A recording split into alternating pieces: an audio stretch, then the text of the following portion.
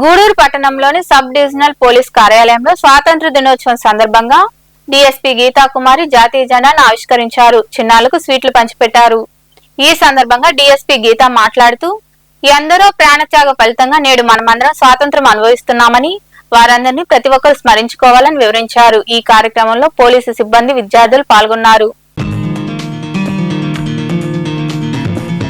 జెండ పసిబోసి చిరునవ్వురా దాస్య సంఖ్యలు తెంచిందిరా. ఈ జెండ అమరులకు విశ్వాసరా రక్త తిలకాలు దిద్దిందిరా. వీర స్వాతంత్ర పోరాట తొలి పిలుపురా మన పిలలేని త్యాగాల ఘన చరితరా. తన తనుబాలతో పోరు నేర్పిందిరా, మరి కొయ్యల్ని బుయ్యాల చేసిందిరా. ఆ తెల్లోడి గుండెల్ని తొలి చేసిన అమ్మురా. వందే మాతరం మనదే.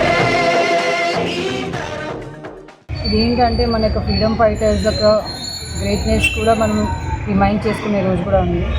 ఇండిపెండెన్స్ రావడానికి ఎంతోమంది ఎఫర్ట్స్ చేస్తే మనము ఈ ఇండిపెండెన్స్ని మనం ఎంజాయ్ చేస్తున్నాము. సో అందరూ గుర్తుపెట్టుకోవాలి, ప్రతి ఒక్క కష్టపడాలి మన యొక్క నేషన్స్ గ్రోత్కి.